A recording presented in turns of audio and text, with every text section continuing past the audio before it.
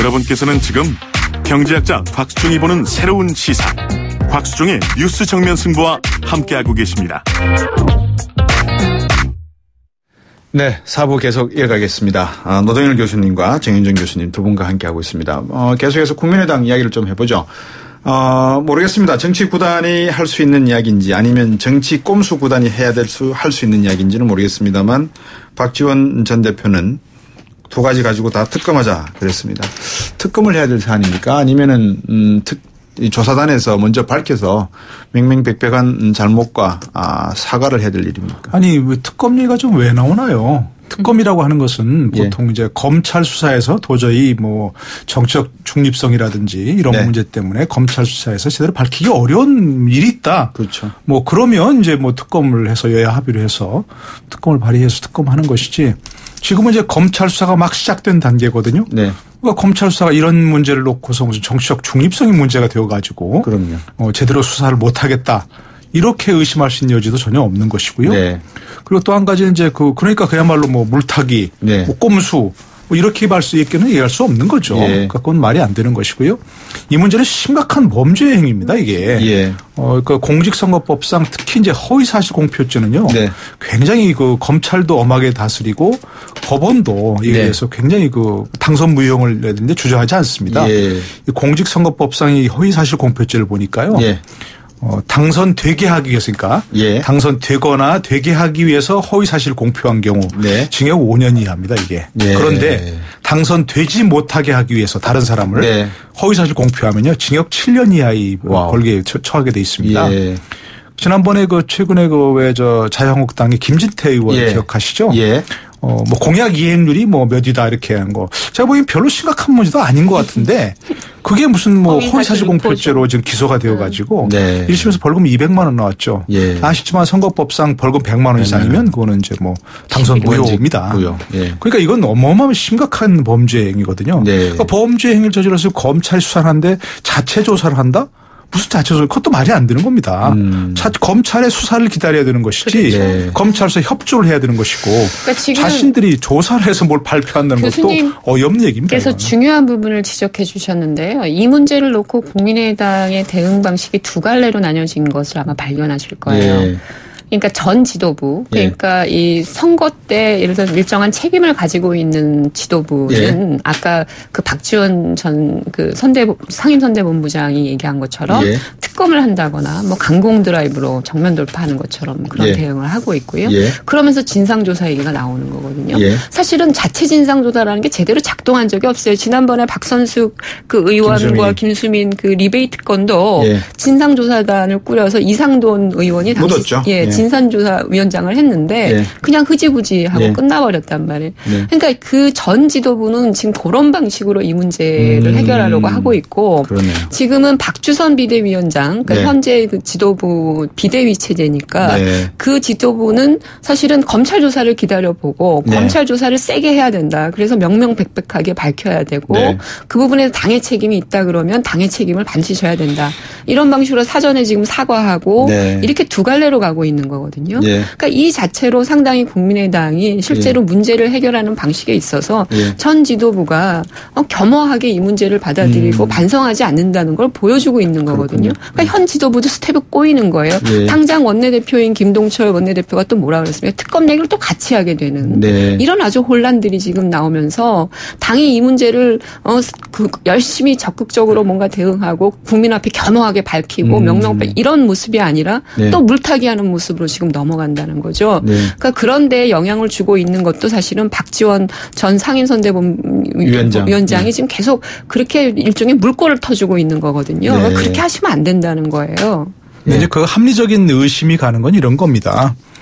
이런 문제가 이제 그때 대선에서 어떤 마지막 대선 막판 국면에서 정말 어떤 자칫했으면 엄청난 대형 악재가 될 수도 있는 거 아니겠습니까? 만약 이것 때문에 정말 과거 이회창 시민처럼 뭔가 허위사실 유포 때문에 당선이 안 됐다. 이러면 또 엄청난 물꼬가 바뀔 수 있는 부분이고요. 이런 문제를 이제 지금 또 고소고발이 돼 있었고요. 그런데 이제 끝나고 나서도 당에서 전혀 진상에 대해서 관심이 없었을까? 전 그렇게 생각지 않습니다. 합리적인 의심은 분명히 검찰 수사가 들어올 것이고요. 고소고발이 돼 있으니까.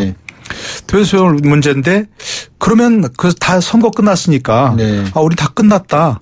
하고 가만히 있었을까?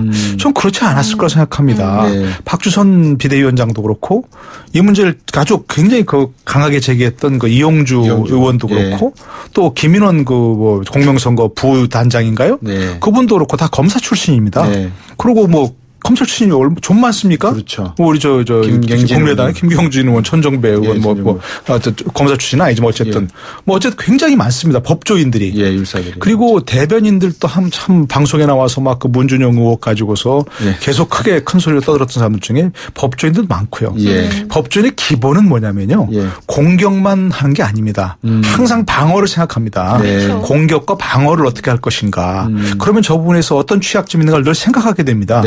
그걸 대선 끝나고도 안 했으리라고 생각이 안 됩니다. 이 진짜니까 지금 아까 정현정 교수님 지적하신 대로 의견이 갈리는 것은요. 미리 알고 있었던 사람들과 모르고 있었던 사람들의 의견이 갈리는 거라고밖에 생각할 수 없습니다. 이거는 알고 있었기 때문에 나와서 그러면 이제 어떻게 할까 그러면 특검으로 물타기 해보자 이렇게 하는 것이 나와 있고요. 전혀 몰랐던 사람들은 무슨 소리야 철저하게 수사해야 된다. 그렇군요. 이렇게 나올 수 있는 것은 제가 보기에는 그럼요. 분명히 그 합리적인 의심이 그렇게 가는 겁니다. 지금 그 몰랐던 사람들이 지난 선거 그 과정에서 사실은 다 하방됐던 사람들이 많아요. 배제됐던 사람들이에요.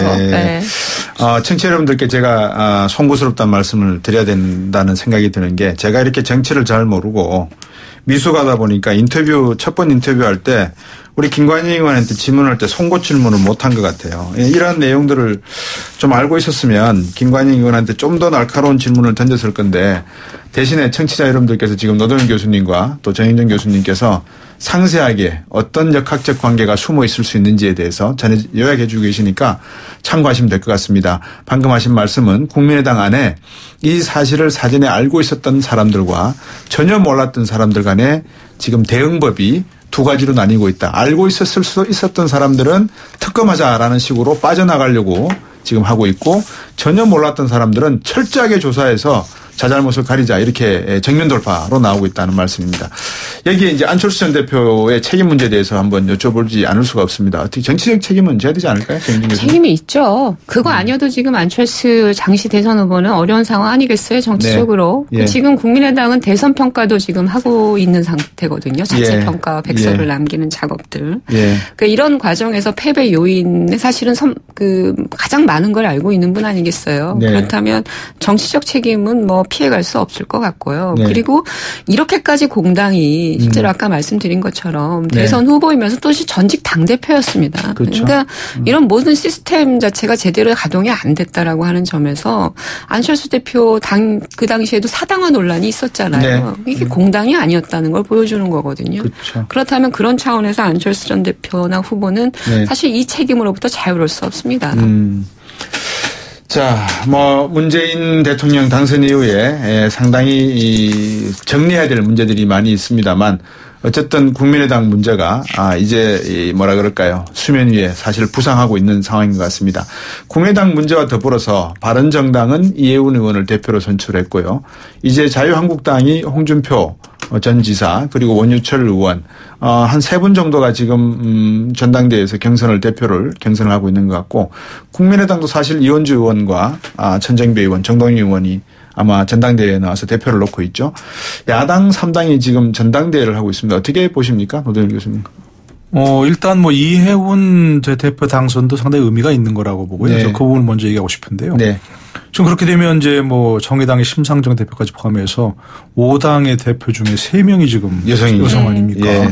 문재인 대표의 공약이 여의도에서부터 지금 실현됐습니다. 문재인 대통령이요. 문재인 대통령의 왜 그러세요? 정말 아주 축하할 일이고요. 저는 축하를 벌써 지금 3분을 말씀하셨어요. 그러니까 아주 축하할 일이라고 생각하고요. 또 말씀하시네요. 그러니까 정말로. 그런데 이제 문제는 지금 그런 겁니다. 이제 과연 여성 대표들끼리 속된 말 아이들 말로 그러죠. 케미가 더 좋아질까? 코드가 맞을까? 아니면 오히려 라이벌 의식이랄까? 뭔가 미묘한 그런 신경전이 더 벌어질까?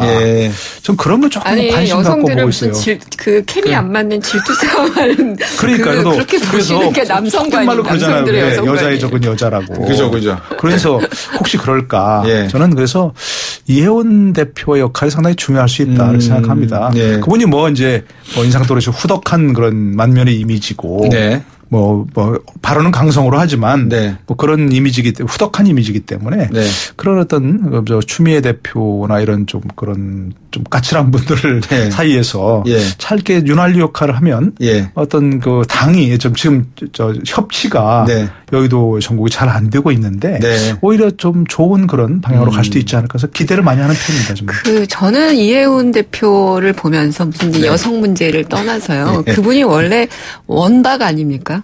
예, 원조 박근혜. 원조 박근혜였는데 이제 중간에 뭐 무슨 일이 있었는지 사실은 이제 좀 먼박이 되신 분이죠. 예, 먼박이 됐죠. 그래서 지금 자유한국당과 바른정당의 관계 정립이 어떻게 될까 좀 고민이 돼요. 물론 이제 홍준표 후보가 이제 당대표가 돼서 또는 다른 어떤 당대표, 예를 들면 이제 친박 원유철 의원이나 이런 분이 또 당권을 잡게 되면 이 관계가 사실은 또 어떤 방식으로 정립이 될지, 정계 개편이 과연 있을지, 지방선거를 앞두고 오히려 이제 그 먼박의 어떤 이혜훈 대표가 과연 자유한국당과 뭔가를 추진할 수 있을지 뭐 이런 것도 사실은 조금 미지수로 남는다는 생각이 들고요.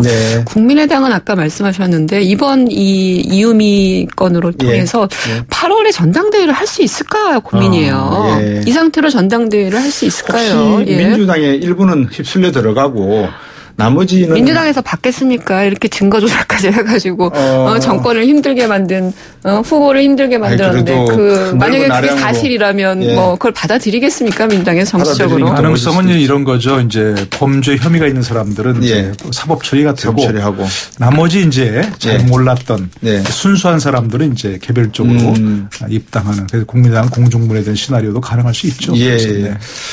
국민의당은 공중분해되는 시나리오에 저는 한 표를 일단 던져놓고요. 공중분해가 아니라 예를 들어서 뭐 일부 의원들이 흡수가 되고 국민의당이 다 잔존할 수 있겠죠. 그리고 또 다른 정계 개편을 할 수가 있겠죠. 정윤정 교수님은 국민의당에 애정이 많으세요? 제3당 한다고 얼마나 우리가 열심히 기대를 가졌는데 이렇게 제3당이 총선 한번 치르고 몰락을 하면 되겠습니까? 총선과 대선을 한번 치르셨죠. 그 제3의 길을 가야죠. 양대 정당의 그 기득권을 우리가 언제 얘기를 끝내야 되겠습니까? 그런데 이제 더 이상 새로운 정치 이야기와 마크롱이나 뭐라 그럴까요? 버니 샌더스 이런 벤치마킹하는 것은 좀 삼가하시고 자기의 모습을 좀 보여주는 노력을 했으면 하는 생각이 들고요. 조금 전에 저희들이 밖에 기다리면서 이제 박상기 법무부 장관 후보자를 화면으로 봤는데 지금 아직까지도 추가 인선 부분이 남아 있습니다. 그중에 이제 새로운 법무부 장관 박상기 연대 법학전문대 교수, 그다음에 국민권익위원장의 박은정 서울대 법학전문대학원 교수, 복지부 산자부 아직은 안 나왔는데요. 어떻습니까? 이 자꾸 교수분들이 내각에 많이 들어가시네요. 경축돼야 됩니까? 왜 그렇겠습니까? 저는 안경환 그 법무부 장관 후보자도 사실은 이제 조국 그 민정수석이 사실은 관여를 했을 거라고 다 얘기를 했고요. 이번에도 사실은 조국 수석이 보이는 인사 아닌가 싶어요. 그래서 교수 출신이 민정수석에 들어갔기 때문에 사실은 그 라인에 있는 사람들이 이제 사실은 영입이 되는 건데 아까 우리 그 노동일 교수님도 걱정하셨지만 이게 무슨 자리를 나눠주는 그런 과정들이 아니라 교수들이 들어가서 현실을 얼마만큼 직시하고 그 현실에 지금 문재인 대통령이 하고자 하는 개혁을 얼마나 세게 잘 집행해 갈 수 있을까라고 하는 거거든요. 제가 김상조 공정거래위원장도 교수 출신이지만 그분이 뭐 재벌 특혜 문제나 이런 걸 밖에서 많이 말로는 얘기를 하셨어요. 근데 지금 들어가서 해야 될 일은 일이거든요. 그러니까 아주 작은 단위부터 사실 개혁 드라이브를 슬슬 걸어야 되는데 여전히 메시지만 얘기하고 있어요. 그러니까 이런 모습을 보면서 결국은 교수들이 저도 교수입니다만 이 개혁에 과연 적합한가 아주 엄중한 칼날을 들이대야 되는 그 메스를 들이대야 되는 부분을 파악하고 그 메스를 들이댈 수 있는 어떤 집행 능력을 과연 발휘할 수 있는가. 그게 현실과 현업을 모르면 못 하거든요. 그렇죠.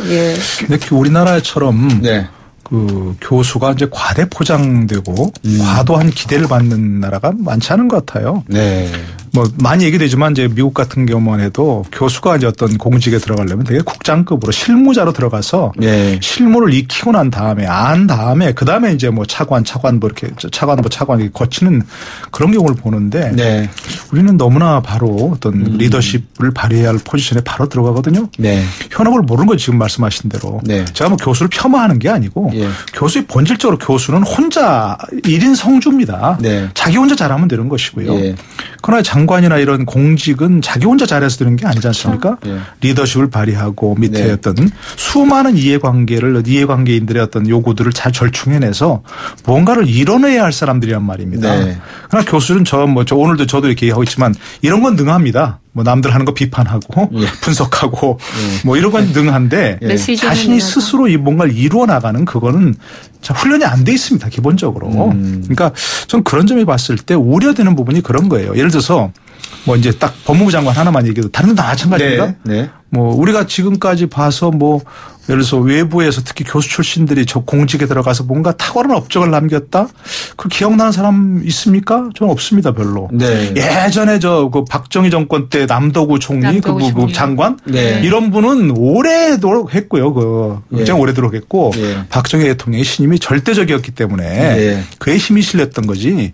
그분의 역량도 있었겠지만 교수 출신들이 별로 이렇게 공직에 들어가서 인상적인 결과를 내지 못하고 지금 뭐 박근혜 국정농단 때문에 구속돼 있는 사람들 태반이 지금 교수 아닙니까? 그렇죠. 그러니까 저는 이걸 좀 적재적소를 쓰지 못한다는 것이고 특히 예를 들어 법무장관 외부에서 들어가면 뭐가 뭔지를 조직의 생리를 전혀 모릅니다. 그렇죠. 그러니까 겉돌 수밖에 없고요. 노련한 사람들은 예를 들어서 매스를 어디에 대면 어디를 딱 두드리면 이게 뭔가 어떤 효과가 나오는지를 아는 사람이 들어가서 그걸 해야 되는 거지. 전혀 모르고 우왕좌왕하다가 끝날 경우가 많고요. 그리고 여러 차이가 됐지만 외부인 특히 교수실이 들어가면 공무원들이 하루 종일 무슨 의전 어디 행사 가고 어디 가고 그러다가 끝나는 경우가 많습니다. 그런 점에서 봤을 때는 좀 뭐 물론 그분의 이제 뭐 역량을 기대해 봐야 되겠지만 저는 그런 점에서 봤을 때 참 우려되는 부분이 있습니다. 오히려 저는 외부 어떤 한번 얘기했지만 과거 검찰 출신으로서 지금 이제 어떤 나와서 그만두고 나와서 변호사를 해보니까 내가 이 내부에 있을 때 전혀 몰랐는데 외부에서 변호사 해보니까 검찰이 이렇게 문제가 많은 줄은 정말 몰랐다. 이런 분이 있거든요. 제가 뭐 이름은 거명할 수 없지만 그런 분에게 차라리 검찰 개혁 작업을 맡기면 지금 한참 후배들 검사들은 그런 분이 만약 와서 검찰 개혁을 손을 댄다면 찍소리 못하는 거죠. 대선배가 와서 특히 내가 밖에 나가 보니까 이런 문제가 있는 걸 알겠더라. 국민들이 보기에 이렇다. 하는 걸로 얘기를 해서 어디를 두드리면 바로 그 검찰 개혁이 된다는 걸 아는 사람이 해야지 전혀 모르는 백면서생이 가면 이거 정말 뺑뺑이 돌다 많은 그런 경우가 많아요. 개혁적 리더십은요. 개혁을 하겠다는 의지가 있는 사람들은 아주 지금 치밀한 내부 소통을 해야 될 단계거든요. 외부 노출도를 줄이고 메시지를 줄이고 지금 메스를 어디 해야 될지에 대한 사전 조사 작업들을 들어가 줘야 되는데 근데 지금 그렇지 않아요. 교수 출신 분들은 여전히 지금 메시지전을 하고 있다라고 하는 점에서 그게 문제가 되는 거죠. 정말 두 분 교수께 감사드려야 되는 게 제가 늘 참 많이 배웁니다. 많이 배우고 그다음에 너무 또 솔직하게 말씀을 해 주시니까요. 교수가 과대평가받는 나라가 우리나라만한 나라가 없는 것 같다. 교수분들이 공부 열심히 하시는 게 원래 목적이죠. 논문 많이 쓰셔가지고 테뉴어 받으시고 많은 제자 양성하셔서 노후에 선생님 소리 듣는 게 교수의 본분 아닌가 싶습니다. 각자가 본분을 중요시할 때 국가는 발전하고 사회도 성장하는 것 같습니다. 오늘도 두 분께 공부하고 또 배웠습니다. 말씀 감사합니다. 네, 고맙습니다. 대학교 노정일 교수님, 배재대 공공정책학과의 정인진 교수님 두 분이었습니다.